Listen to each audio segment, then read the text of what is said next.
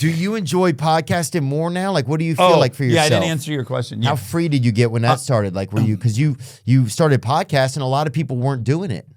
Yeah, but I also felt late to it.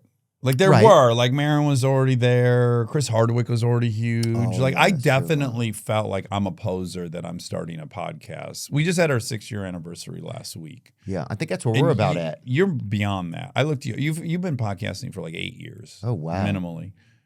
8? Jesus Christ. Yeah, so you were already doing it. I felt self-conscious, like, oh, this is so embarrassing. I'm about to do this. Was it embarrassing in your acting world, like, or in that Hollywood world? Did it feel like kind of a weird thing to do, kind of? Because sometimes, you know, people are always a little weary sometimes. I think they're less weary now, but people at I think 5 or 6 years felt ago, like it was below. Yeah, just like, what am I doing, you know? I didn't have that fear. I had more the fear of like, what does Marin think? What does Chris Hardwick think? Like the people who've already done it and proven, what does Rogan think? Like, this is embarrassing that I'm now trying to hop into this thing that they've all been doing for years. Yeah. But weirdly, now people will act like I was somehow early, because then of course there was a much bigger wave after we started. But I love it so much. I don't have any desire to act. I haven't acted in a couple years, I guess now. I'm so fulfilled. I am on 4 shows a week and I produce 6 shows a week. Oh, wow. I didn't know you guys were doing all of that. Yeah. So it's very like... Dude, well, thank you so much for taking the time today, dude. Oh my God. I was like, I wanted to be on so bad. That's awesome, man. But I love it. Do you love it? Like, yeah, I love it. I just love it. I love wanting to learn more. I love... The scary part, I think I've evolved as a human because of it, which is like, I was kind of happy where I was, you know? Yeah. And it was working just fine. Yeah, I think I was enjoying myself. And it's like, I don't know if I've gotten like, I mean, I've just learned, you can't help but learning more from listening to people, you know? Well, I do. So Mondays on our show is celebrities.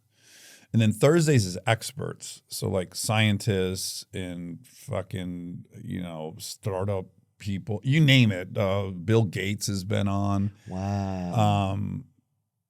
Who was last? You just saw I had that, Pulitzer Prize winning author who's written this book on communication.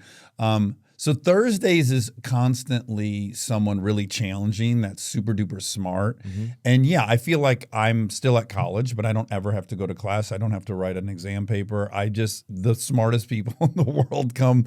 Bill Gates has sat down and chatted with me, you know. Was there a reason that you wanted to not act or take a break from acting or not act? Was there like were things not as funny as it used to be, or was there? Yeah, I was on the verge of telling you this thing. I would have not put all this together, but I had this guest on, Adam Grant. He's a behavioral psychologist at Wharton. He writes a bunch of shit. He's like a thinker. We've had him on a few times. Mm-hmm. And we were talking about, my story was, okay, I spent 2.5 years making chips. It came out. It didn't open well. And I was like, fuck, what are we doing now? I thought for sure I'd be writing, directing for the next 10 years. That was my identity. I'm a writer-director, blah, blah, blah, blah, blah. And I'm like, what are we doing now? And then I was depressed. And then I started the podcasts in the midst of all that, right? And my story was like, yeah, be flexible. Don't get too set on something. If something shows up, like just run at it and see what happens. And he said, well, do you think these things are so different? And I go, yeah, a podcast and acting and shit. Yeah, I think that's a lot different. And he said, well, what's your favorite part of acting? And I was like, oh, hanging out at Video Village and shooting the shit with the other actors and the directors and the writers. Like, that's my favorite part of Hollywood. It's like all these people have moved from some town. They were on fire.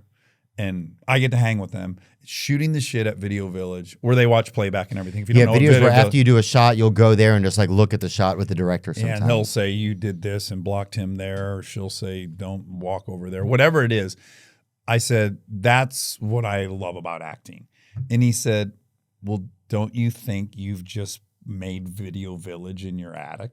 Like, don't you just sit here and now actors come over and you do your favorite part of acting, which is like shooting the shit at Video Village? And I was like, oh, damn, I guess that is what happened. I kind of weeded out all the stuff I didn't want to do, wardrobe fittings and auditions and all this stuff. And now I just get my favorite part, which is like hanging with other creative people and chatting. Yeah, dude, that's cool.